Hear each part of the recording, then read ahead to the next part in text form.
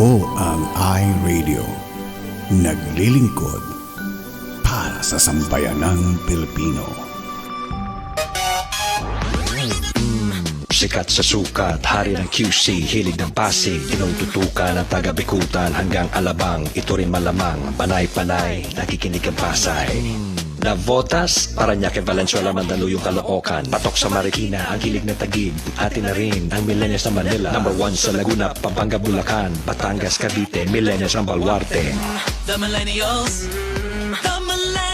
choice. Yeah, stop. This is iRadio Los Angeles.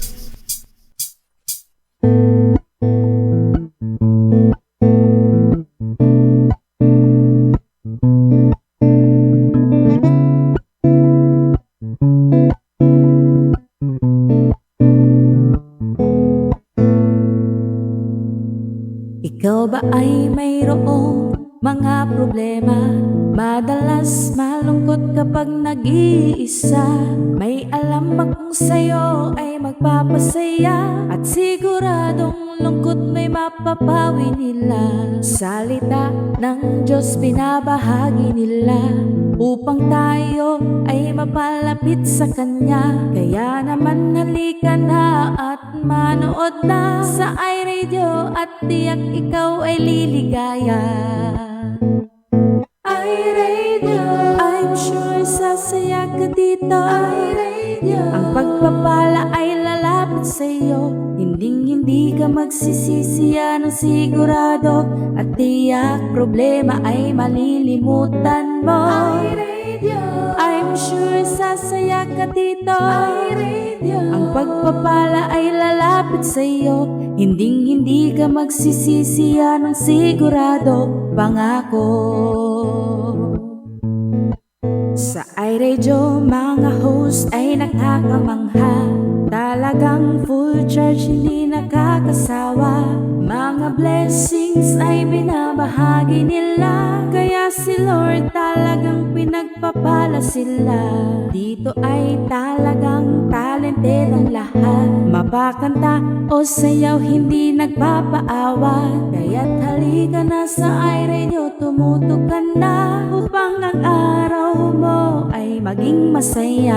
iRadio, I'm sure sasaya ka dito. iRadio, ang pagpapala ay lalapit sa'yo. Hindi ka magsisisi, yan ang sigurado. At tiyak problema ay malilimutan mo. iRadio, I'm sure sasaya ka dito. iRadio, ang pagpapala ay lalapit sa'yo.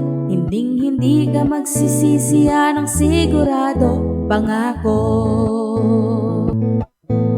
Sa iRadio, marami kang matututunan. Salita ng Diyos di akong malalaman. Mula sa mga pastor na nagpapugian. Pastor Sunny na pwede mong lapitan. Pastor James na talagang maaasahan. Pastor Franz, Pastor Levi at Pastor Norman. 3 brothers na talagang pangmalakasan. Marami pang iba pero ngayon sila'y pagbigyan. Mga host, aba hindi magpapakabo. Brother Ramon ang nag-iisang machong host. Siyempre si Lolo Sweetie na laging pwede. Isa man na atawa niyang nakaka-energy. Pero pa, Doc Espina, very bright. Balitaktakan niya talagang mapapa-alright. Lahat yan, dito lamang matatagpuan. Kaya wala nang iba pang dapat puntahan. iRadio, I'm sure sasaya ka dito. iRadio, ang pagpapala ay lalapit sa'yo. Hindi ka magsisisi, yan ang sigurado. At tiyak problema ay malilimutan mo. iRadio, I'm sure sasaya ka dito. iRadio, ang pagpapala ay lalapit sa'yo. Hindi ka magsisisi, yan ang sigurado. Pangako. Hindi ka magsisisi, yan ang sigurado. Pangako. Hindi ka magsisisi, yan ang sigurado. Pangako.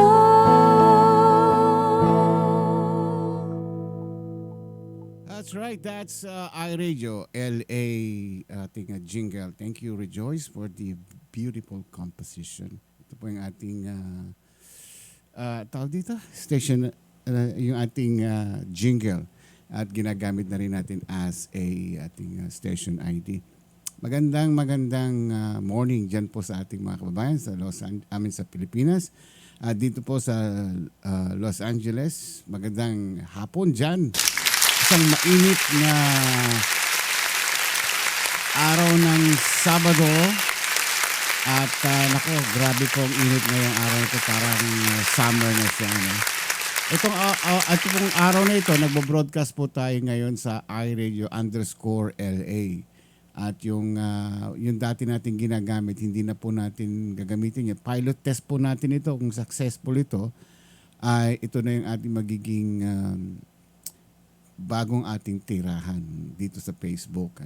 Dahil ito po I think ginawa nila, tawag dito, nila Gian, sila Pastor Norman, sila po yung nag-create nitong page na ito. So, subukan natin kung ano mangyayari. No? Medyo merong konting calibration, calibration kaming ginawa kanina. Hindi ko alam kung magwo-work yung messenger dito pag tinawagan ko si Pastor James. Yun ang aking issue.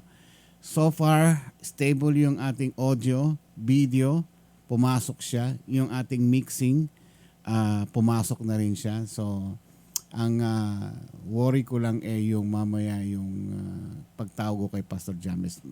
In any moment from now, makikita natin ang resulta.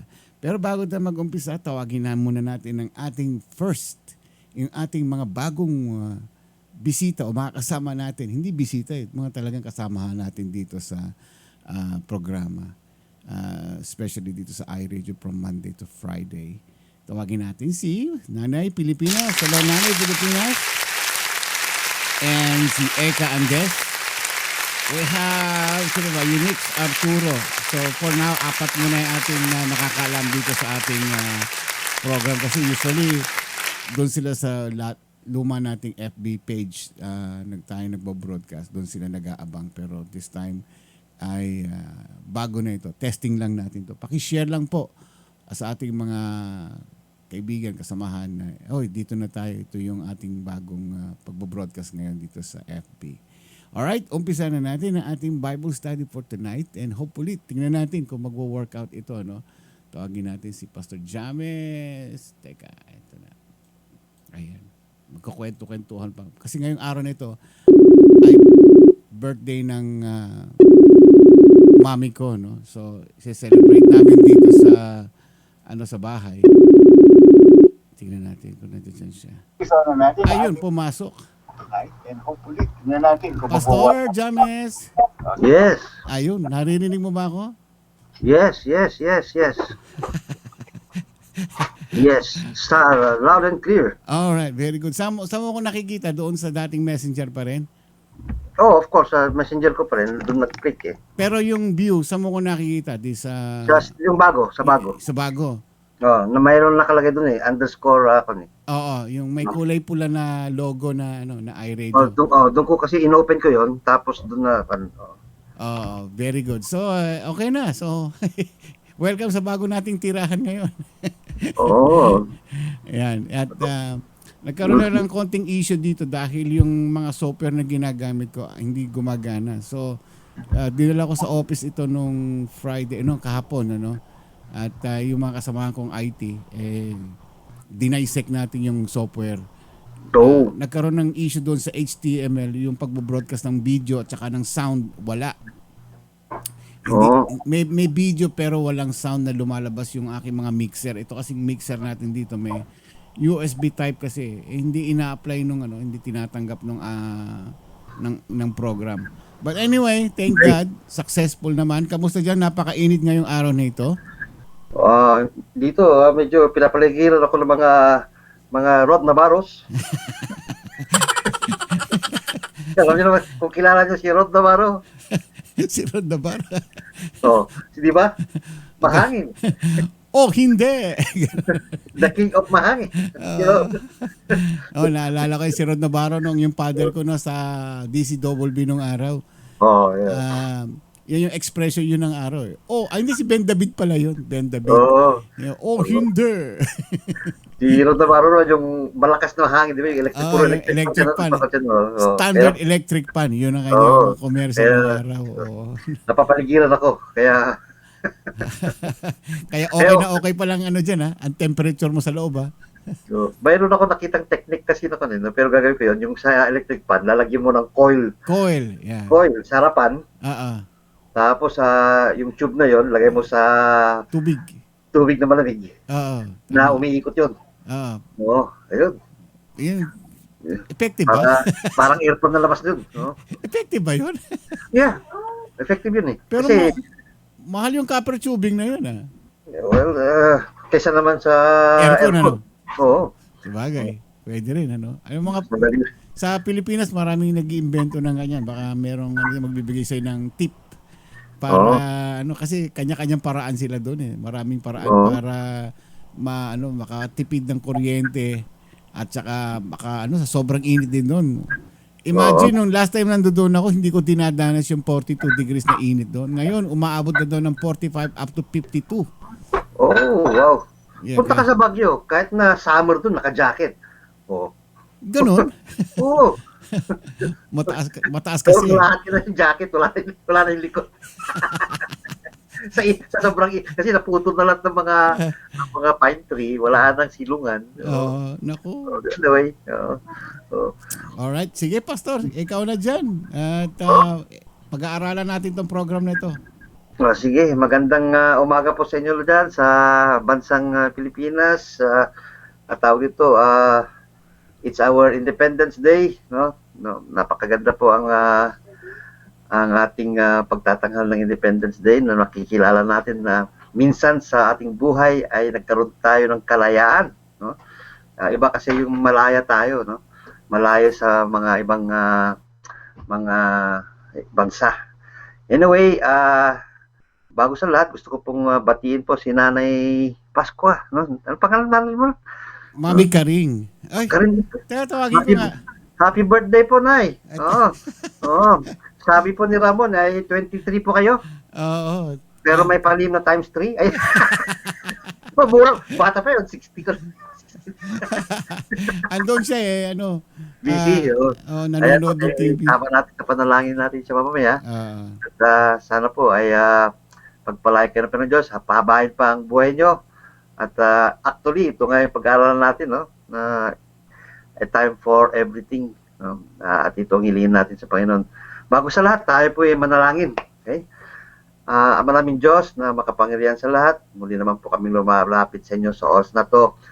Alam ko, Panginoon, na binigay nyo itong oras na to para sa aming pag-aaral ng mga salita. At alam ko rin, Panginoon, na mga ilan na pang nakakalam sa bagong website namin. But yet, Lord, we pray na ang mga salita ay makarating po sa mga makikinig na mayroon pong pag-aaral at pag-aayos po sa aming mga sarili. Salamat o Diyos sa pagkakataon na to at purihin ka. Gamitin niyo ako, Panginoon, upang may pahayag po ang magandang balita po sa bawat isa. At lahat po ito'y panalangin namin sa matamis na pangalan po ni Kristo. Amen. Amen. Amen. So, ang ating pag-aaralan po ngayon ay i-share ko po sa inyo at ito po ay pinangalanan kong nakikita niyo ba lahat to? Nakikita niyo? Yes, Itong let me share this. A time for everything. Nakikita niyo to? A time for everything. yan. Kita niyo? Yes. So pag-aaralan po natin, Ecclesiastes 3, chapter 3, verses 1 to 8, a time for everything. So makikita natin po dito na lahat ng bagay, no, lahat ng panahon ay lahat ng mga gawain po dito sa mundo ay may oras o may kapanahunan. So magtataka tayo bakit minsan wala tayo sa panahon dahil po di natin po alam yung programa ng Panginoon Diyos. Kasi kung alam natin po ang programa ng Panginoon Diyos ay makikita po natin dito na makakapunta tayo, malalaman natin, magagawa natin yung programa ng Panginoon Diyos. Ano po example nun, no? halimbawa, ito yung programa ng iRadio, alas 10 or alas 7 ng gabi. Alam natin yun, makakapunta lahat tayo doon kasi alam natin yung oras ng programa. There's a time for everything, no? So, kagaya din po sa Panginoon Diyos, God has set a time for everything. No? A time for everything. Sabi po nga sa Ecclesiastes 3-11, babasahin po natin, no? Babasahin po natin dito at i-share muli ko po i-share sa inyo.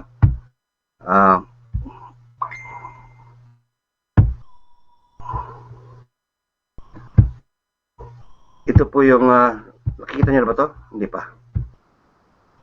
Wala, Okay. yan. Oh. Ito, okay. Ito po, no, a time for everything. Basahin po natin to. Sa Ecclesiastes 3:1-4. Sabi dito, there is a special time for everything. There is a time for everything that happens under the earth. Pag-usapan natin ano po yung under the earth, no? There's a time to be born and a time to die. A time to plant and a time to pick what is planted. There is a time to kill and a time to heal. A time to break down and a time to build up. There is a time to cry and a time to laugh. A time to have sorrow and a time to dance. And there is a time to throw stones and a time to gather stones. A time to kiss and a time to turn from kissing. There's a time to try to find and a time to lose and a time to keep and a time to throw away. There's a time to tear apart and a time to sew together. A time to be quiet and a time to speak. There's a time to love and a time to hate. A time for war and a time for peace. Ito po yung sinulat po ni, kung maalala niyo po to, itong Ecclesiastes na to, maalala ko pala, di ba, naituro ko na to, itong mga books of the Bible. Maalala nyo kung saan natin to makikita. Anong kategorya po ang the book of Ecclesiastes, kung maalala nyo. Unang-una, there's the Pentateuch. Pangalawa, there's the history. Pangatlo, there's the poems. There's the prophecy, the Old and New Testament. Makakilala nyo. Saan kategorya po ang Ecclesiastes kung naalala nyo po? Di ba pag-aaral natin nun? Okay. Anyway, ito po yung nasa kategorya ng mga poems. No? Poem, mga tula. No? At sino po ang sumulat nito? Walang iba kundi, of course, si yung anak po ni Haring David. Sino po yung anak po ni Haring David? No? Siya po no other than Solomon. No? The book of Ecclesiastes, ano ba Tagalog sa Ecclesiastes? Mangangaral. Okay? Yung ba yun? Mangangaral? Mangangaral. Mangangaral. No? Ecclesiastes. Ang ibig sabihin po ng Ecclesiastes is a book of wisdom. No? Malalaman natin dito bakit tinawag na book of wisdom. No? Dahil po ito po yung pinangalanan ni dito natin makikita kung bakit ipinangalanan ng Ecclesiastes a book of wisdom. It was written by the son of King David, King Solomon, at siya po ay nabinyagan o nabansagan. Siya ang pinaka wisest. Ano bang wisest sa Tagalog? Wisest. Pinakamatalino. Pinakamatalino. Okay? Pinakamatalino sa buong mundo.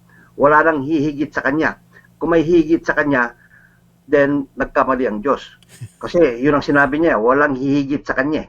Nasa Bible po, titignan natin po dito sa Book of Kings. No? Babasahin natin po sa Book of Kings kung bakit po siya ay tinalagang the wisest person, no, the wisest person in the whole wide world. At wala po makakahigit sa kanya. No, ito babasahin po natin sa Book of Kings chapter 3 verse 9 to 13. Okay? Sabi dito, okay? So give your servant an understanding heart to judge your people. Ito po sinasabi ni Haring Solomon.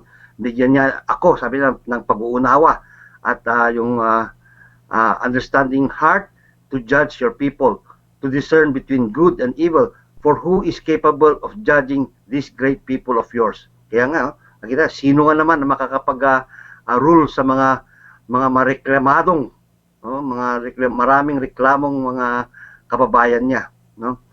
Sa verse 10, sa verse 10 sabi nga dito, now it was pleasing in the sight of the Lord that Solomon had asked this thing. No? Bakit pleasing to the sight of the Lord yung hiningi ni Solomon? Kasi ang hiniling ni Solomon, understanding heart and to judge your people, to discern between good and evil, no? Maaari siguro kung tayo humiling sa Panginoon Diyos, Lord, payamanin mo ako. Lord, bigyan mo naman ako nito. Bill mo ko ganyan, di ba? Nagiging bill mo ko tayo. Pero ano sabi ng Panginoon? It was pleasing in the sight of the Lord that Solomon had asked these things. Sa verse 11, and God said to him, because you have asked these things, these things, and not have asked for yourself a long life, nor have asked riches for yourself. Kita nyo, hindi niya hiniling ang mahabang buhay, no? Hindi niya hiniling ang kayamanan, nor you have asked the lives of your enemies. Hindi niya rin hiniling na sana mawala na yung aking kalaban. Wala na yung mga kalaban ko, no? Yung mga buhay ng mga kalaban ko, dapat mawala na sila dito sa mundo. Hindi niya hiniling yon.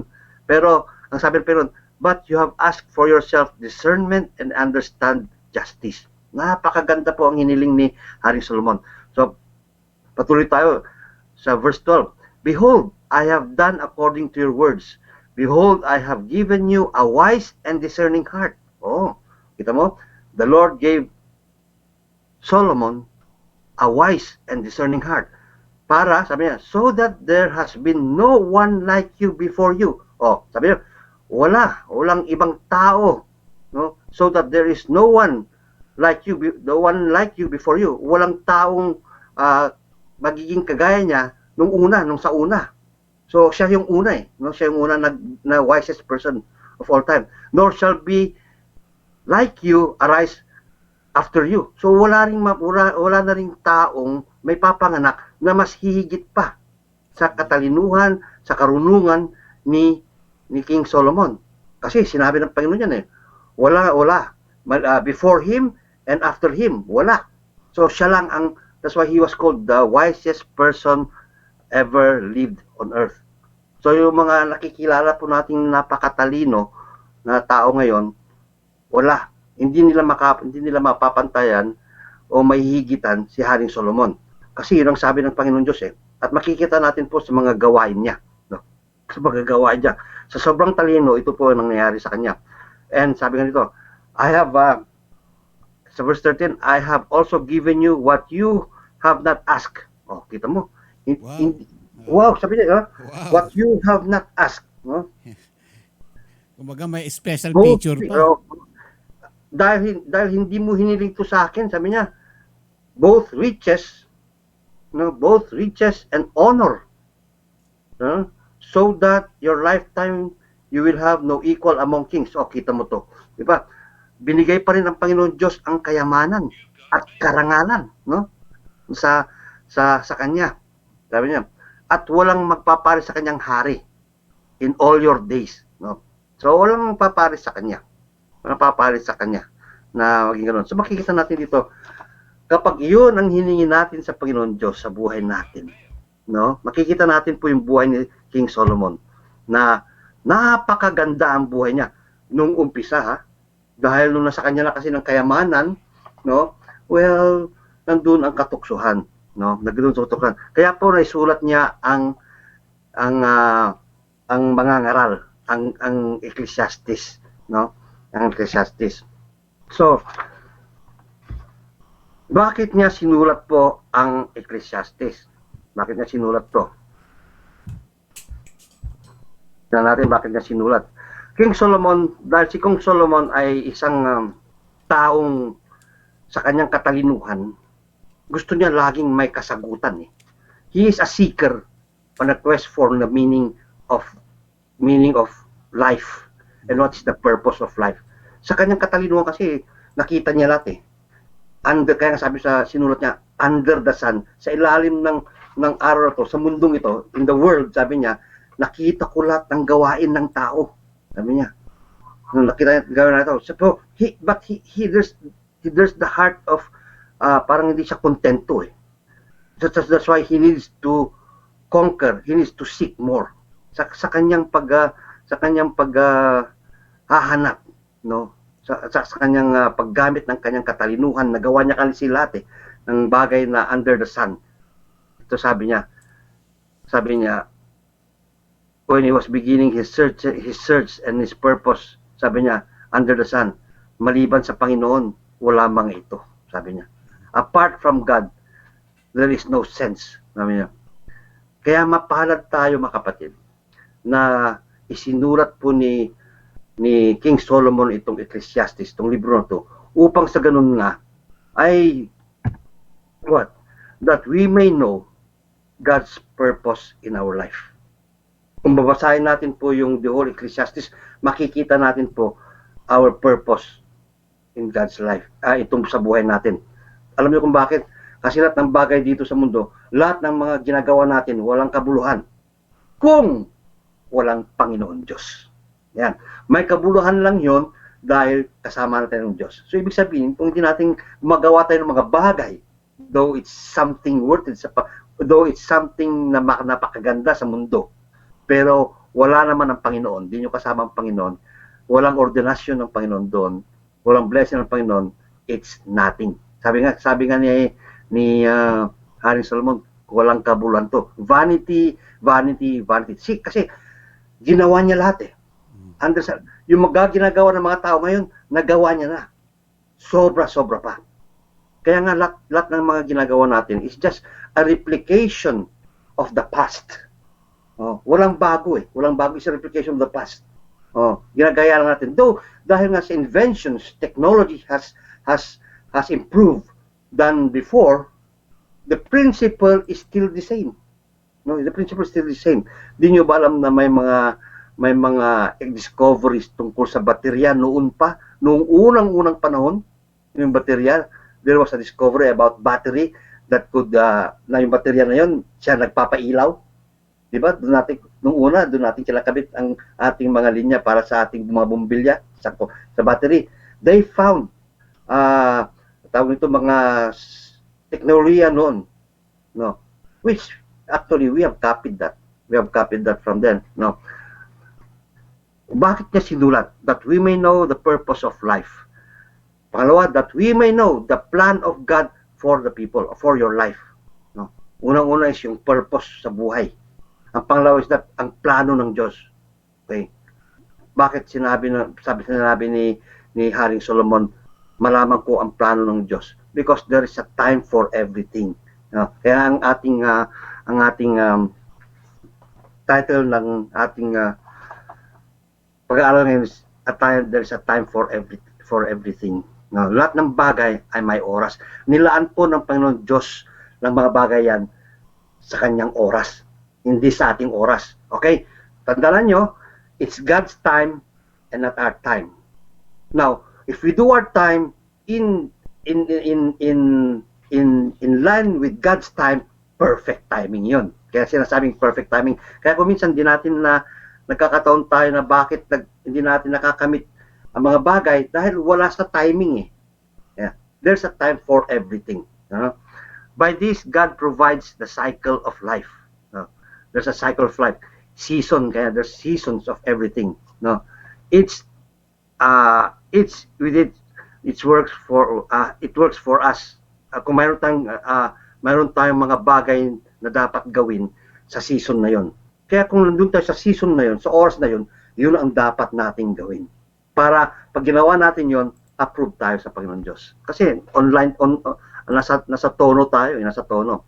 Although sometimes we face problems in life that seems contradict to God, di ba? Kasi kung minsan mayroon tayong ginagawa na hindi sang-ayon sa Panginoon Diyos, no? It contradicts God's plan.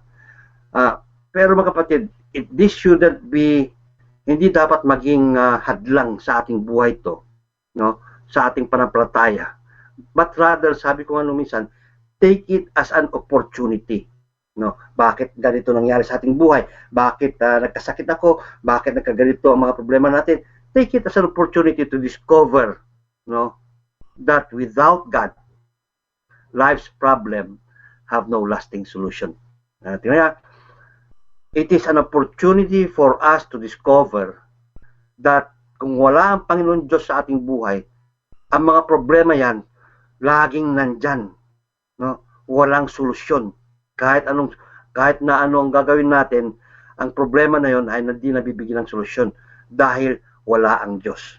Kapag may Diyos tayo, no, dahil alam ng Diyos ang lahat ng solusyon ng lahat ng problema natin. No? Gets mo? Gets nyo? Okay. So, I hope na naintindihan nyo yun. No? And nakita po ni King Solomon yon, ni Haring Solomon. No? Nakita niya yon. No? At ano ba ang mga example nito? Tignan natin to. I-share ko dito para makita nyo to. May mga example kasi dito according ano ba ibig sabihin ng yung timing ng season ng Panginoon Diyos. No? I-share ko to at makikita natin at mamamangha kayo dito dahil pati rin ako nagulat. No? Okay. Kita nyo na. Palalakahin ko to para mas ayan. Okay, may example ito. The fact that Abraham, the father of the faithful, was born 1,948 years after Adam. Okay? Yun po ang kalkulasyon ng mga, doon kung pagtitignan natin sa Bible, nakalkula po nila yon ilang taon, no? 1,948 years after Adam. Okay. Then Israel became a nation in May 14, 1948 of our time. Okay? Nakikita nyo yung 1,948 years after Adam at saka yung taon na 1948 nung tinawag niya lahat ng mga Hudyo. No? Lahat ng mga Hudyo, tinawag niya at pinabalik doon sa bansang Israel. Oo. Kaya makikita niyo dito naganap yung propesya, no? Na ang Panginoon Diyos ibabalik niya lahat ng mga anak niya sa Israel at and they were proclaimed as a nation, as a country. Okay. Kita niyo yung significance niya, no? Another time, another example. Kasi God has His own time and His season. Kaya numbers has something to do with also in our tawag dito sa ating pagpanampalataya sa Panginoon Diyos. No? Another time I believe to be significant is the approximate 6,000 years of work for the people of earth. 6,000 years lang pala. Hindi yung million-million, ha? Million-million. Kasi mga scientists sinasabing millions years ago, no? Pero 6,000 years lang pala ang work for the people of earth. Then God will set up 1,000-year day of Sabbath of rest. Ito yung sinasabi na millennial, yung 1,000 years, no? We are nearing the end of the 1,000-year days of work. Nakalkula lahat ng ating mga magagaling na theologians at mga ngaral sa Bible. Jesus will come back to the earth as king and reign in perfect peace for 1,000 years days of rest. Wow, kita nyo yan? No. Those are set. Ito yung mga example ng it has already been ordained and set time sa ating buhay. No. Hindi na wala makakabago yan. Kaya kung hindi natin alam ito mangyayari, hindi natin alam ang mga istorya na to at dumating to, bakit ganun? Wala sa plano ko to, ha? Sabi nyo, hindi kasi hindi natin alam yung plano ng Diyos. When we know the plan of God at we coordinate with the plan of God, napakaganda yun, no? Napakaganda yun. Ano pa example? Things like when we are born and when we die are foreordained of God. Okay? Alam ng araw at oras kailan ka na ipanganak. At alam ng Diyos kung kailan ka mamamatay. Okay? Sa atin, alam natin yung araw na kapanakan-nakan natin, no? Kaya gaya ni Ramon was born not yesterday but born last month. Yung birthday niya, no? Last month, di ba? Birthday mo? Yeah, last month. April, Pastor. 2 months ago, yung birthday ni Brother Ramon. Kaya, yun ang alam ng araw na naipanganak siya. Kasi, no, sinabi ng mga magulang niya, no? Naalala ko tuloy yung joke ni Sister Karim na magulang. Tanungin mo sa magulang. Pero, kahit tanungin mo sa magulang mo ngayon, di nila alam kung kailan ka mamamatay. Walang nakakalam kung kailan tayo mamamatay. Pero alam natin na mamamatay tayo. No? Someday we will die, no? Mm. Pero natin alam. Pero God has already ordained that. God has already ordained that. Now, okay. Mayroon pa dito na kayo dito. The things that is not already destined to be is what we do with Jesus. Yung mga hindi na magawain, dahil ito, we have the free will, no? Dahil sa ginagala, sa binigay na free will sa atin, no? Hindi po naka-ordain ng Panginoon Diyos, pero malalaman ng Diyos kapag tayo ay are going to accept His Son Jesus Christ to be His Lord and Savior or not. Malalaman. Dahil ang Panginoon Diyos magpapadala ng mga kanyang mga salita that will convict us, no, kung tatanggapin natin siya o hindi, no. What does time for everything mean? Okay. Ano pong ibig sabihin ng time for everything, no? It means that you cannot do all things at the same time, or you can't do different things at the same time. Totoo ka naman, no? Isa-isa lang. You can't plant a seed and harvest a time. Pwede tayong magpunla, no? Pwede tayong magtanim, pero hindi po sabay natutubo yan. May panahon yan. There is a season which is appropriate to plant a seed and a season to harvest. No two things can happen at the same time. Yung mga magsasaka, alam nila kung anong panahon kailan magtanim. Hindi po sa tag-araw. Hindi ba? Oo, kasi kung tag-araw sila, pati sila mamamatay sa init ng araw. May panahon yan, no? At may panahon din kung kailan mag-harvest, no? Kaya God has ordained that season, no? Kaya there's a physical season na nakikita natin sa buong mundo at sa ating mga ginagalawan, no? Kaya may panahon na taglamig, may panahon na tag-ulan, no? May panahon para mag-seek or mag-plant, magtanim, at may panahon na magbunot or mag-harvest. Everything has got its own time. Lahat ng bagay. Pati itong iRadio na to, may panahon yan. Naitakda ang panahon yan. Naitakda ang mga panahon nag-Bible study tayo kasi napag-usapan natin to.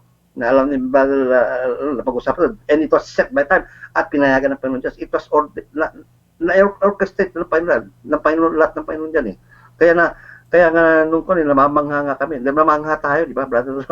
Yes, oo.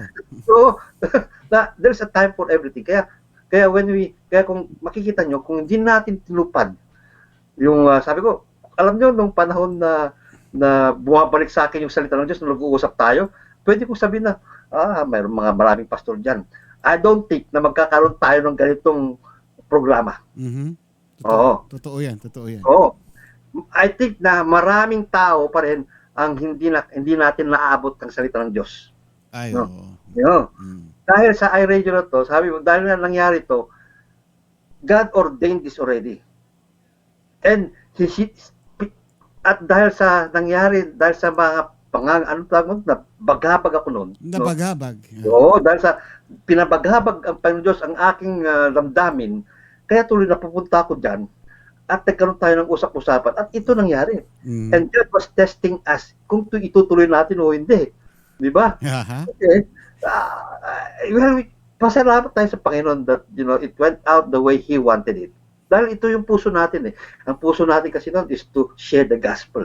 Share the word of God. Kung hindi natin hayaan yan, maaari siguro sa ibang panahon. At maaari hindi tayo. Pero papalag ka tayo. At kita nyo naman, ang dami-dami na ninyo. No? Dami-dami nyo. At isang kagalakan sa puso namin yan na makita na kayo po ay sumusunod. And God has given you that appointed time also to watch, listen, sa salita ng Diyos, no? These two things can't occur at the same time. So, hindi pwedeng mangyari po at the same time. Hindi po pwedeng sabay. This will happen on their own time. That is ordained by God. It acts as a reminder that there is a cause and effect, and you should plan which activity or thing to do at a certain time. For example, I will read a book in the evening, eat food at night, and watch movie in the morning. Kasi yun ang schedule natin. So it's a given time na ginagawa natin, no? This means that there is a right moment for all actions. Okay. So what is everything? Ano itong sinasabi ni Solomon na lahat ng bagay ay may oras? So all our actions and feelings have appointed time, or I should say that such actions and feelings have designated time. No? Like to give birth and to die. May oras yan. No?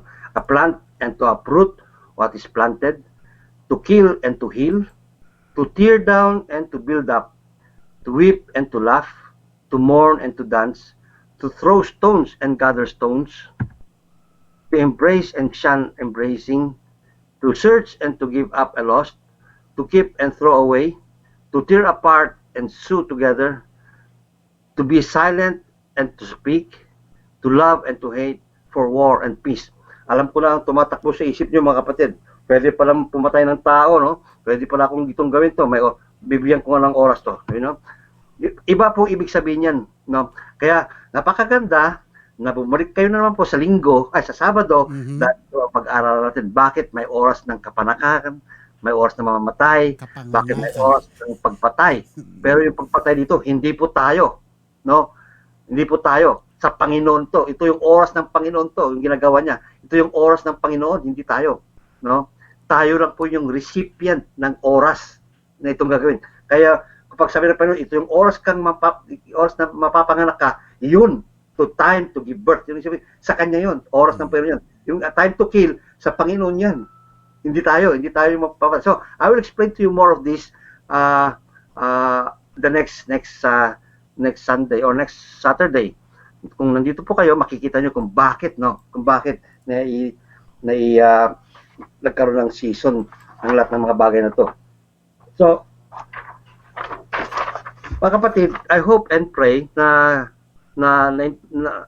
naintindihan natin to, and I'll explain more about this. Teka, tingnan ko muna kung mayroon pa akong so, ano pong ibig sabihin bakit ginawa ng Panginoon ng oras ng mga panahon ito? Alam niyo, the Lord created seasons in our lives to shape us, to help us deal with what's going on, and to create in us something that He has intended for you and me. Amen. He uses season, ginamit niya ang mga panahon to show us that He is good and can make everything beautiful in His own time. Wow! Kaya nga in His own time hindi sa oras natin No? Alam niyo kung you do all things in your own time, though we are happy, selfishness. That is what you call, para sa'yo lang yung kaligayahan na yun. Pero when in God's time, maraming nakikinabang. Maraming nakikinabang. Hindi lang ikaw. Time out muna, sandali Mayroon akong kukunin na sandali. Okay. Habang hinihintay natin si Pastor James, as nating batiin yung ating mga viewers ngayong oras na ito, si Tina Tabernilia, we have Glenda May, and LA, si Lorna Alejandro andyan din, Sean Cyrus, Catral Uclaray, Lala Carmina. Ayan, sino ba? Ayan. Magandang morning dyan sa inyo. Ayun. Nauhaw. Oh, napakalamig dito So, minsan ako. So, yung season na yan, he uses season to show us that He is good and can make everything beautiful in His own time. Diba? Nung God created the world, ano sinabi niya? It's good, it's beautiful. Yeah. Kasi, lahat ng lumalabas sa Panginoon Diyos is always good. Kaya, mahirap natin sabihin, bakit nangyari sa akin to? Bakit pinintulot ng Panginoon sa akin to? Bakit nangyari sa buhay ko, mga pangit sa ating buhay? Bakit magka-problema? God allows those things to happen in us because of circumstances that is going into our life. No? Sometimes, hindi tayo gumagalaw ayon sa kanyang kalooban, kaya nangyayari ito sa ating buhay. Minsan or kadalasan, hindi natin siya sinusunod. We are not obedient to Him. Pag sinabi niyang ganito, pasuway tayo. Makadalasan kasi yan sa buhay ng isang tao, napasaway. Kasi di nila alam eh. Di natin alam. Ako, lagi akong pasaway kasi di ko alam nun eh. Di ko alam eh. Pero nung nalaman ko na bawal pala magbigti ng mga hayop at kainin. Sa Leviticus kung nabasa ko yun, na bawal bigtiin, no? At patayin ang mga hayop na gano'n. Bawal yun dahil karumal-dumal sa Panginoon yun. No? Gano'n ginagawa ko nun eh. Gaya ng kambing. Lahat ng hayop, dapat pinatanggal mo muna yung dugo. Pinapatanggal mo yung dugo sa katawan niya bago mo katayin. Ba tayo nun, sa bundok tayo eh. Tayo bundok tayo. Kaya, pero nung nalaman ko yun, hiyang-hiya ako sa Panginoon Diyos. Ganun pala nun, Lord, sabi ko. Pero alam nyo, dahil nga sa ating ka-ignorant, hindi kaalaman o ka-ignorantihan natin nun sa salita ng Diyos, at ngayon nalalaman natin, God is just and faithful naman na papatawarin tayo kung hihingi tayo ng tawad. No? Kay Lord, sabi ko, hindi na ako kakatay ng mga ganito. Kaya nung napauwi ako sa Pilipinas noon, hindi na ako kumakatay. Mayroon lang iba. Pero masama pa rin ang loob ko. Kasi, ganito pa ginagawa natin. No? Pero, kasi di pa ako Kristiyano. Pero, God understands, Kaya nga binibigyan tayo ng panahon, season, na mag-repent, magbago, na iayos ang ating mabuhay. And God would like that kapag tayo ay sumusunod sa kanyang season. Yung the book of Genesis po, we learn that God divided time into different seasons. Kaya makikita natin, the book of Genesis, mayroon pong He created the day, He created the night. Seasons po yun, night season and day season. He created also yung natural seasons of the earth. And of course, maliban po sa natural season sa ating mundo, He also created spiritual seasons in our life. No? Sabi nga sa 1 Thessalonians 5:1, no? We discover that God has set a specific season for the return of Jesus Christ to the earth. So, may panahon na darating ang Panginoong Kristo at dapat yun ay ating pinag-aantabayanan ng pagdating ng Panginoong Kristo. Yung nakaraan, tapos na yun eh. Wala na tayo dun sa past. Nandito na tayo sa present and future. So, ano ang gagawin natin? Antabayan yung pagdating ng ating Panginoong Kristo. Yung pangalawang pagdating niya. No? Yung unang pagdating niya, alam natin yan, that was Christmas time. No?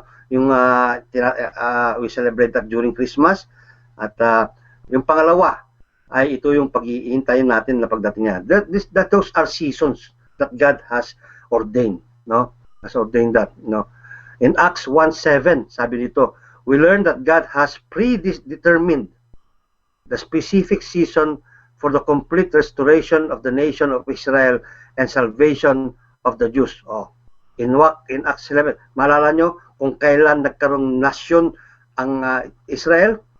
May 14, 1948. Kung maalala po yung 1948, yun yung taon, kung ilang din taon, no? Na si Abraham, tinawag ng Diyos. 1948. No? 1,498 years after Adam. Sumulpot po si Abraham to become the father of all nations. No? So makikita natin, we can see that there are natural seasons and spiritual seasons, but God has also have specific seasons. Meron siyang mga special seasons or specific seasons in our life. Just as God has created different seasons of time on earth, He has also divided our life into different seasons. Ano yung different season natin? Baby. It's another season. Baby tayo, teenager, young adult, and the very adult. Hindi ako na lang gumawa nun, yung season na yun. Pero binigyan tayo ng mga ibang season ng Panginoon Diyos, no? Specific different seasons. No, there's a season na hindi tayo naniniwala sa Panginoon Diyos. Then there's a season ordained by God that we are going to learn about Him. And there's a season that we're going to believe in Him. And there's a season that we're going to accept Him, serve Him, and so forth. God has a specific season that He has set aside to bring to pass His plan and purpose for your life. Ayan. Lahat ng mga season na yan ay magaganap po sa buhay ninyo at buhay ko at sa lahat ng tao. Yung season na yan. Wala pong makakaligtas niyan. Kagaya ng a season to be born. Yan. And a season to die. Yan.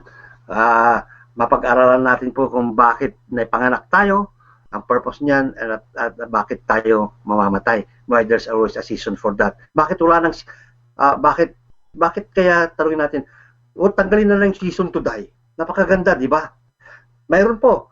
Kaya po, there will be a season forever. Kapag tinanggap mo ang Panginoong Kristo, forever ka na mabubuhay sa kanyang kaharian. Pero kailangan, sabi nga, yung seed na yan, na ikaw yan, kailangan mamatay upang bumunga para tumubo. Hindi ba yung mga seed kailangan mamatay muna bago sila makikita natin na sila po ay tumutubo.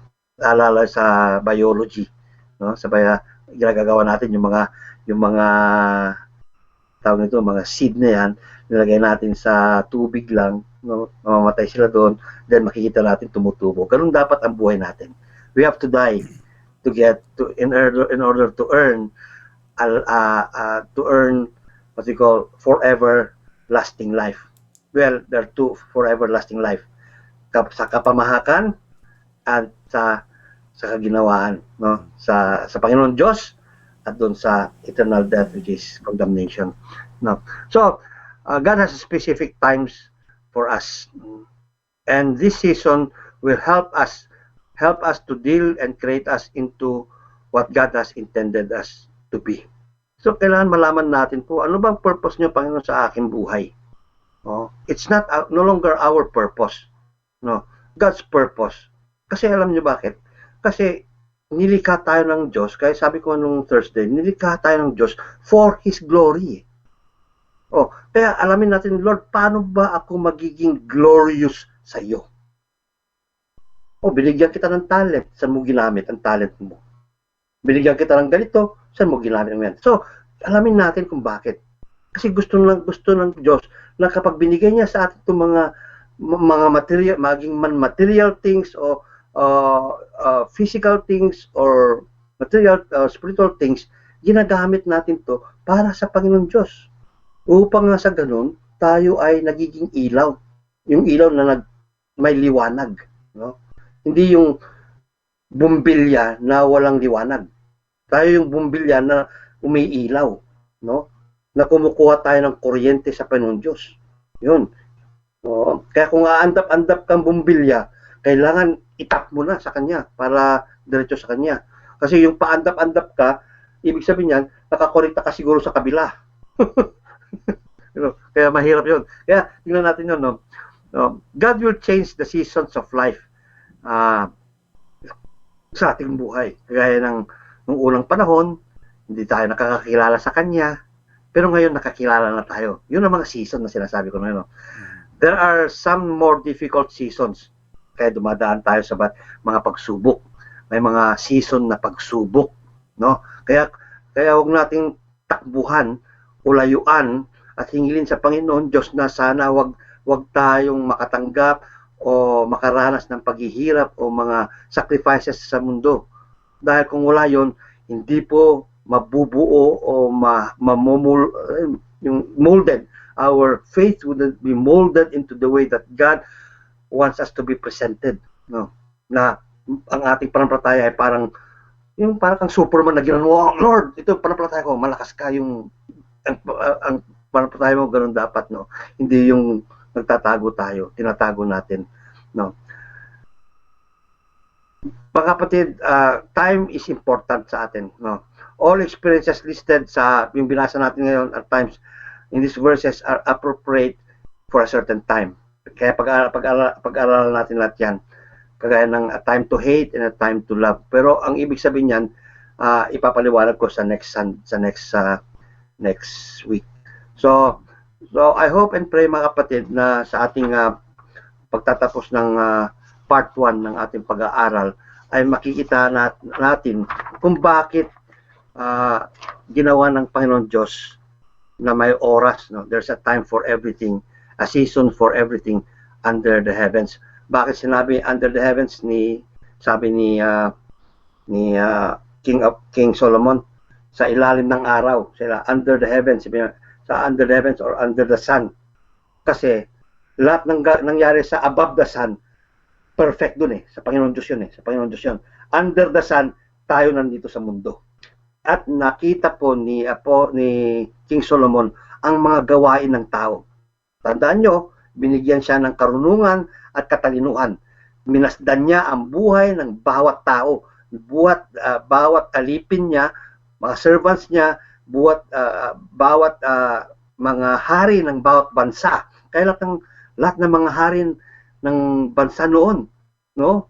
They worship, no? I mean, kinikilala, they honor King Solomon dahil nakita nila ang kanyang katalinuhan, no?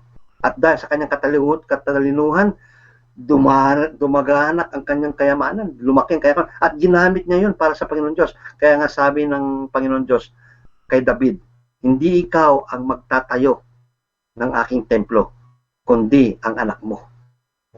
Kaya kasi ako si King David nun, siya ang hari nun dahil sa kanyang maraming ginawang pagtutupok sa mga kalaban at itinayo niya ang bansang Israel, no? Sabi niya, magtayo nga ako ng templo. Pero sabi ng Panginoon, it's not your time. Kaya, hindi niya panahon yun Alam niyo, kapag it's not your time at gagawin natin yung time na yun, pasuway tayo. Kita mo. Kaya, makikita niyo, kahit si Haring David, sinunod niya yung utos ng Panginoon Diyos. Dahil alam niya, kapag ginawa niya yon, no, sa oras na yon, kasi hindi pa tapos ang Diyos sa buong mundo Sa buong mundo may ginagawa. Kaya nga, God has a perfect plan. Akala natin kasi, unahan ko ang Panginoon Diyos No? Gagawin ko to dahil baka matutuwa ang Diyos. No, hindi matutuwa At makikita nyo sa pag-aaral natin, kung inunahan natin ang Panginoon Diyos, no, parang sinasabi natin, mahina ang Diyos, mabagal ang Diyos. No? Ako, ito na, kaya ko, nandito na lahat sa akin And you become King Saul. Ganun nangyari kay King Saul King Saul, lagi niyang inununahan ang Panginoon Diyos. Kaya makinig tayo sa mga salita ng Diyos, aral ng Diyos. Sa mga panahon na to, alamin natin, ano ba Lord ang dapat kong gawin? Kaya nga, araw-araw tayong nananalangin sa Diyos at hilingin sa Kanya, Lord, ano po ang gagawin ko para sa iyo sa araw na to? No, para sa Kanya. Kasi gusto niyang, kaya ng sabi ko, God wants us to glorify Him. Amen po ba? Amen tayo dyan. May mga tanong dyan, Pastor, bakit daw kinakailangan mamatay ang tao? A time to die, a time to laugh, a time to cry. Yeah. So, yung a time to die, why do we have to die? Yeah. It is appointed to man. No? It is appointed to man. Sa Hebrews, sabi wants to die. No? Na talaga na sa buhay ng tao na mamatay dahil sa kasalanan. Okay? Kasi, alam niyo kung bakit? Kung hindi mamamatay ang tao, he will live forever. Tignan mo, ang tao nabubuhay na lang sa kasalanan. Habang buhay na puro kasalanan yan. Nandito tayo sa bundong imperfecto dahil sa kasalanan. Ayaw nyo ba yung mabuhay sa isang lugar na perfect? Perfect lahat.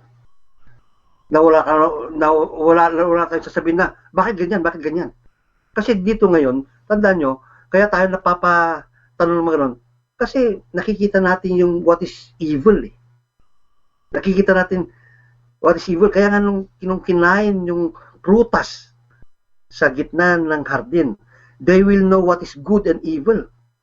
Dahil nung nalaman nila ngayon ang masama, paano kung kinain nyo rin nila yung prutas na habang buhay? makikita natin ang kasamaan. Ang kasamaan ay laging nandyan. No? Sino bang gustong mabuhay sa puro kasama na we are going to live always in fear? No? Magkakaroon ng mga hidwaan bawat isa. Magkakaroon ng gera sa bawat isa. Kaya nga kailangan mamatay ang tao. Once and for all, God has ordained that. No? Kaya nga, tinubos tayo ng Panginoong Kristo na kung sino man ang mananalig sa Kanya, though He will die, He will live again. Ang tinanong pa ng Panginoon Diyos naniniwala ka ba sa akin? Do you believe this? Maalala nyo nung binuhay niya si Lazarus? Kasi ang Diyos Jesus, ang Diyos Ama, may kapangyarihan silang buhayin ka ulit kung mamamatay ka. Oo. Kaya nung pinakamaganda, kung mayroon tayong Kristo, mayroon tayong Diyos sa ating buhay, kahit mamamatay ka, bubuhayin ka niya. Habang buhay na yon. No? Kasi ang katawan na to, galing sa kasalanan. What I mean yung galing sa naranasan niya kasi yung kasalanan No? At hindi yun po ang programa ng Panginoon Diyos. No, hindi yung programa ng Diyos. Yun. Ang programa niya is yung buhay na walang hanggan na puro nasa paraiso tayo. We are in heaven. Well, paradise and heaven are two different places, pero nasa kanyang luklukan tayo na walang bahid ng kasamaan. No? Kasi kung may bahid ng kasamaan dito sa ating buhay, hindi na perfect. At yun po dahil sa ginawa nating kasalanan ng ating mga magulang si Adam and Eve, na-disrupt yung plano ng Diyos. Na-disrupt yun. Pero nandun pa rin yung plano ng Diyos, kaya ibinabalik niya yung plano ng Diyos sa plano sa buhay natin And that is through the Lord Jesus Christ.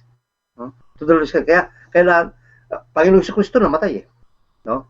So that in death, sabi niya, in death, I will resurrect at kung sino maniniwala sa akin, though they will die, they will live again. You could find that in the book of Lazarus, chapter 11 ng John, 11:25.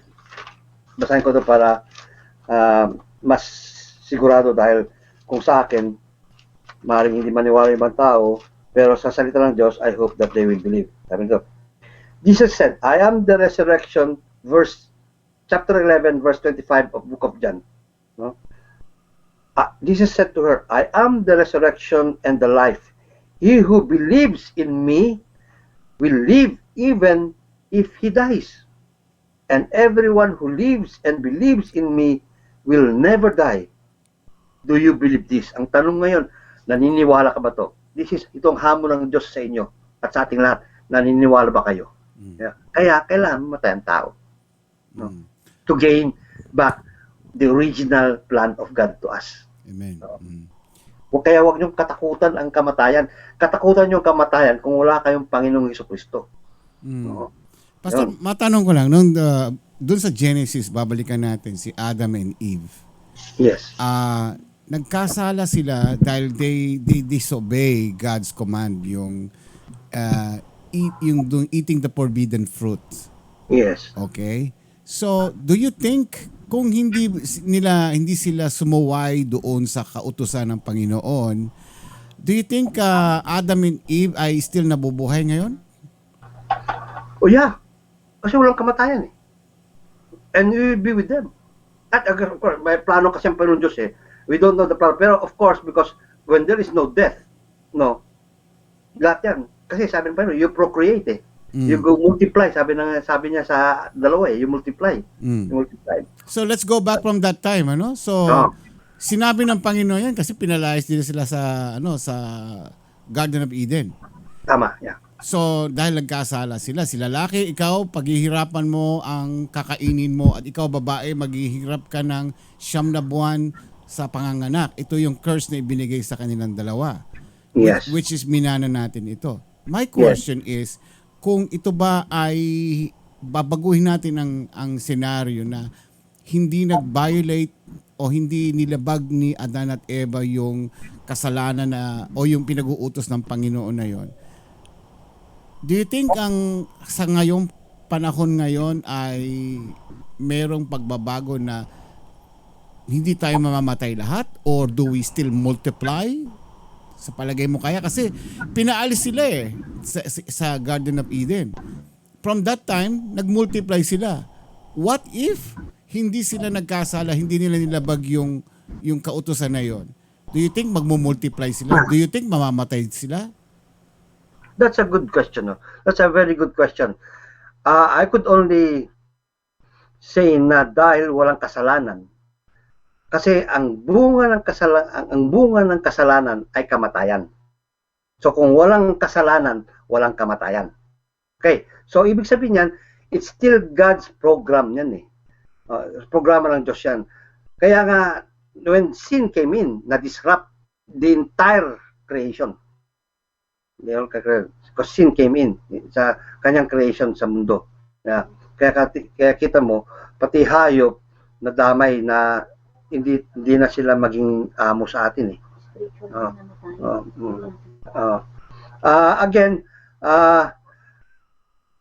ang tinutukoy kasi dito yon sa Genesis, we died not physically, but spiritually. Okay. Dahil na wala ang espiritu ng Diyos sa buhay ng tao, na siya nagbibigay ng buhay sa atin, no, ay nawala yun eh. Nawala yun. Kaya, there is death. There is death. But when we, tawag nito, when, yun ang namana natin sa ating mga magulang, kay Adam and Eve.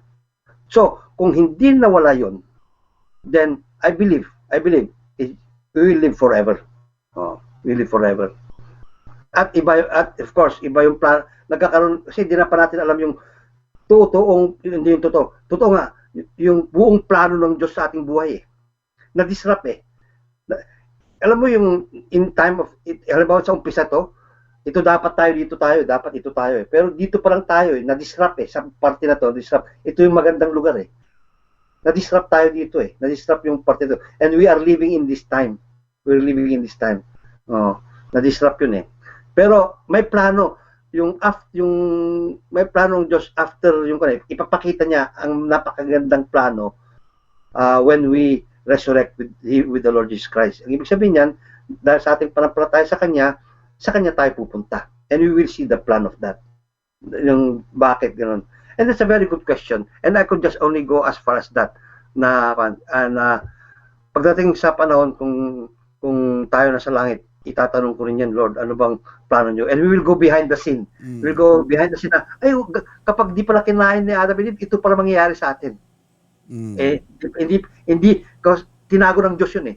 Hindi niya pinapakita sa atin eh. Though He has revealed some na ito, magiging buhay nyo sa langit. No? You will be walking in the streets of gold where there will be no more tears. Wala nang problema. Wala nang bills.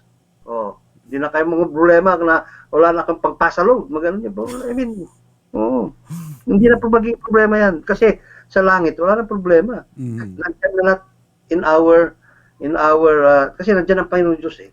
I don't know how it works, pero mga kapatid, isang lugar at isang experience ang napakaganda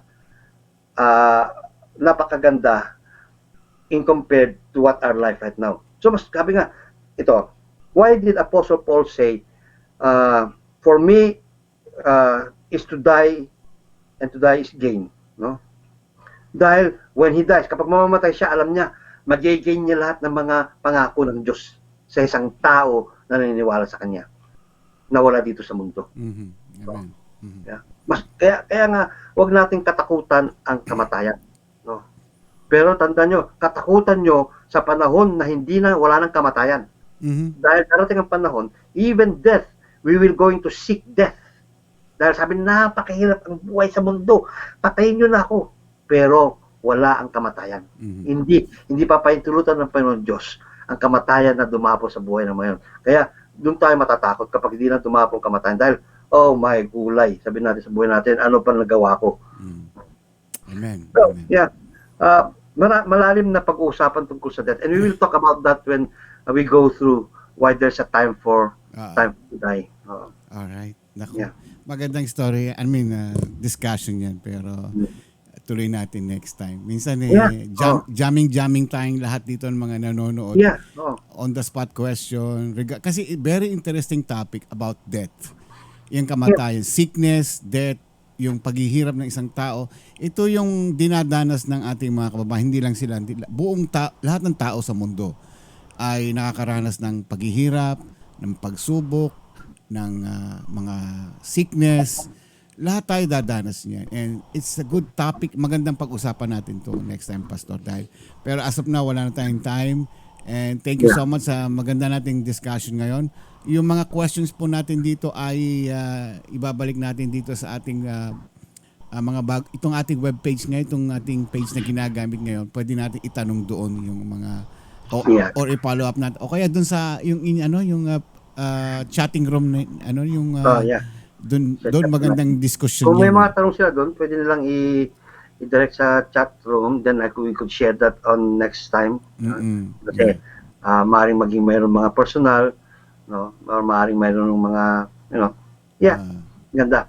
Sige, tayo po yung manalangin. Okay. At pasalamatan ng Diyos dahil alam natin na lahat ng oras natin ay may kahulugan at may, there's a purpose. Kaya alamin natin ang mga purpose na yan.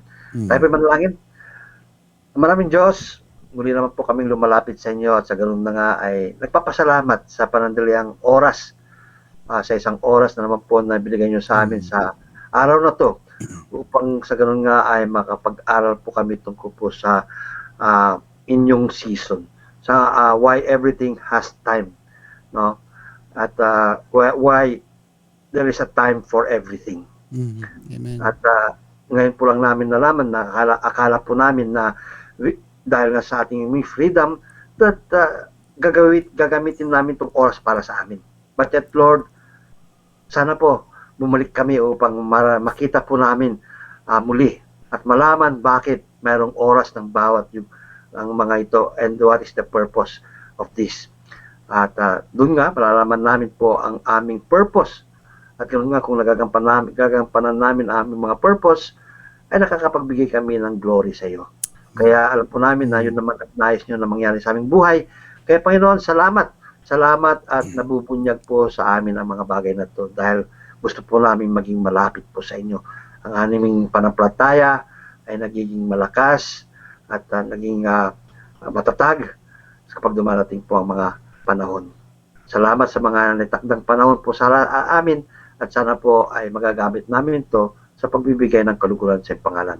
Purihin ka, Panginoon, at ganoon nga ay amin din pong pinapasalamatan ng binigyan nyo naman po si Nanay Karim Pasko ng bagong taon. Yeah.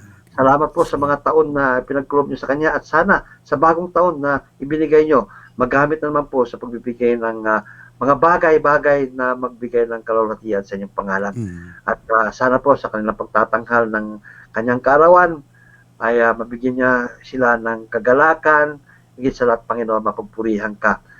Panginoon, salamat po sa kanyang buhay at patuloy na hiningi po namin na marami pang taon ang ipagkaloob mo sa kanya dahil po ito yung nagiging witness o naging patutuo sa amin na kayo po ay gumagalaw at you do your works in the life of each and every one of us.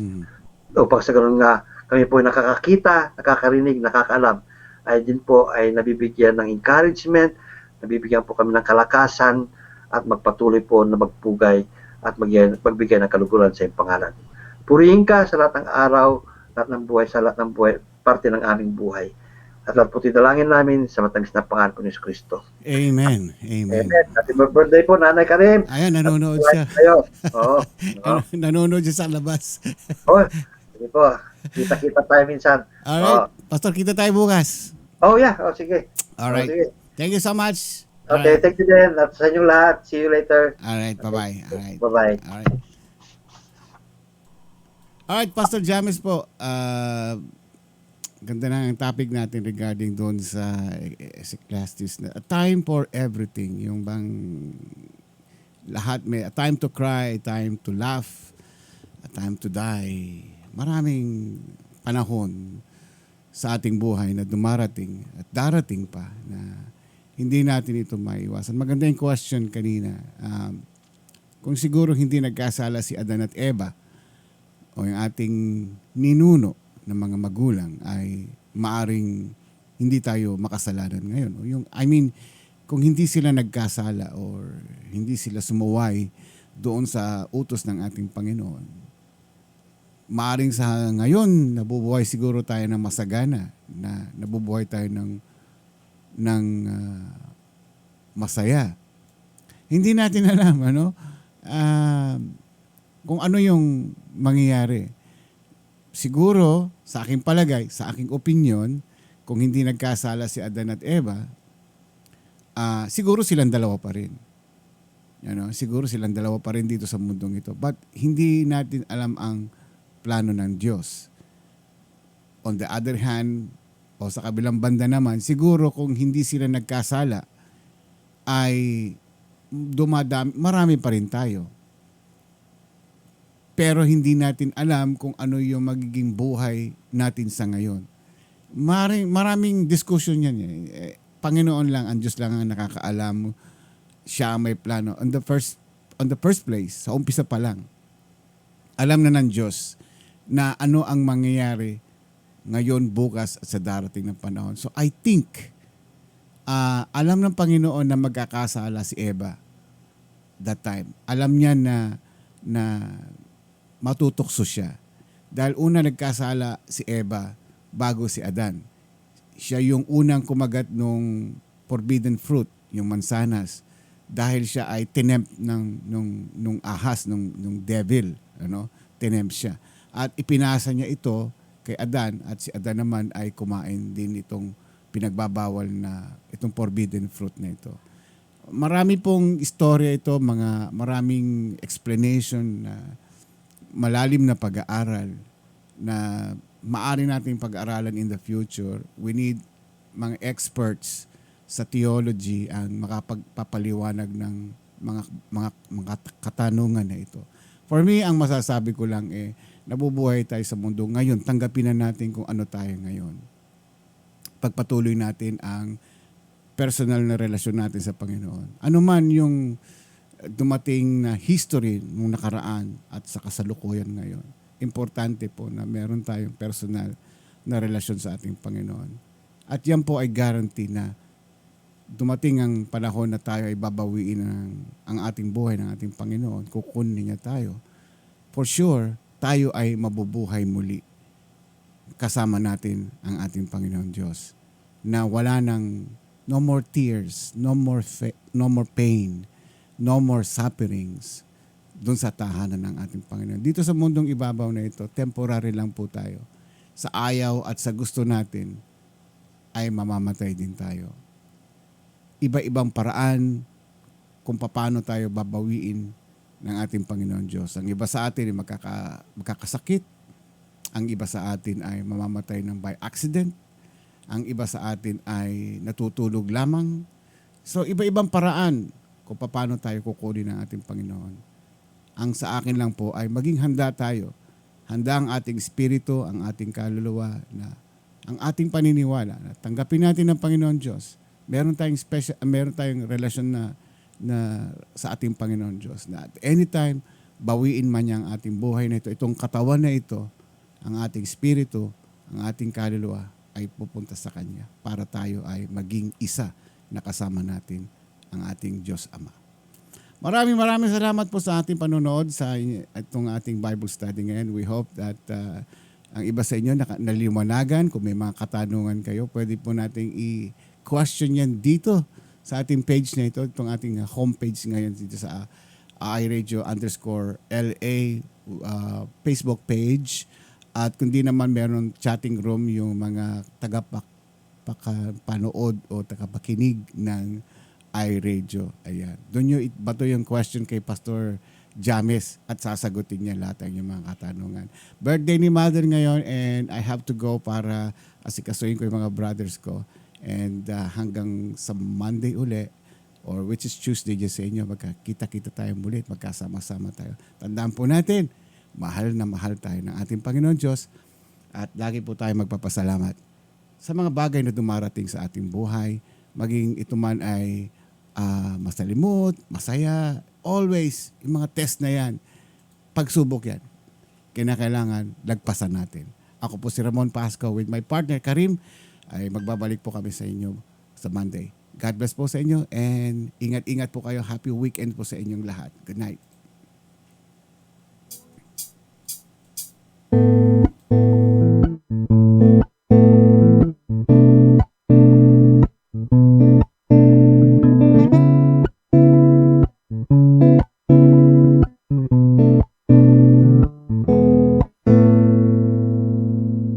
Ikaw ba ay mayroong mga problema? Madalas malungkot kapag nag-iisa. May alam akong sa'yo ay magpapasaya, at siguradong lungkot may mapapawi nila. Salita ng Diyos binabahagi nila upang tayo ay mapalapit sa Kanya. Kaya naman halika na at manood na sa iRadio at tiyak ikaw ay liligaya. iRadio, I'm sure sasaya ka dito. iRadio, ang pagpapala ay lalapit sa'yo. Hindi ka magsisisi, yan ang sigurado, at tiyak problema ay malilimutan mo. iRadio, I'm sure sasaya ka dito. iRadio, ang pagpapala ay lalapit sa'yo. Hindi ka magsisisi, yan ang sigurado, pangako. Sa iRadio, mga host ay nakakamangha. Talagang full charge, hindi nakakasawa. Mga blessings ay binabahagi nila. Kaya si Lord talagang pinagpapala sila. Dito ay talagang talented ang lahat. Mapakanta o sayaw, hindi nagpapaawa. Kaya't halika na sa iRadio, tumutok ka na upang ang araw mo ay maging masaya. iRadio, I'm sure sasaya ka dito. iRadio, ang pagpapala ay lalapit sa'yo. Hindi ka magsisisi, yan ang sigurado, at tiyak problema ay malilimutan mo. iRadio, I'm sure sasaya ka dito. iRadio, ang pagpapala ay lalapit sa'yo. Hindi ka magsisisi, yan ang sigurado, pangako. Sa iRadio, marami kang matututunan. Salita ng Diyos tiyak mong malalaman. Mula sa mga pastor na nagpapugian. Pasusani na pwede mong lapitan. Pastor James na talagang maaasahan. Pastor Franz, Pastor Levi at Pastor Norman. 3 brothers na talagang pangmalakasan. Marami pang iba pero ngayon sila'y pagbigyan. Mga host, aba hindi magpapakabo. Brother Ramon ang nag-iisang machong host. Siyempre si Lolo Sweetie na lagi pwede. Isa man na ang tawa niyang nakaka-energy. Meron pa Doc Espina, very bright. Balitaktakan niya yung talagang mapapa-alright. Lahat yan dito lamang mga tatagpuan, kaya wala nang iba pang dapat puntahan. iRadio, I'm sure sasaya ka dito. iRadio, ang pagpapala ay lalapit sa'yo. Hindi ka magsisisi, yan ang sigurado, at tiyak problema ay malilimutan mo. iRadio, I'm sure sasaya ka dito. iRadio, ang pagpapala ay lalapit sa'yo. Hindi ka magsisisi, yan ang sigurado, pangako. Hindi ka magsisisi, yan ang sigurado, pangako. Hindi ka magsisisi, yan ang sigurado, pangako. Ito po ang iRadio. Naglilingkod para sa sambayanang Pilipino.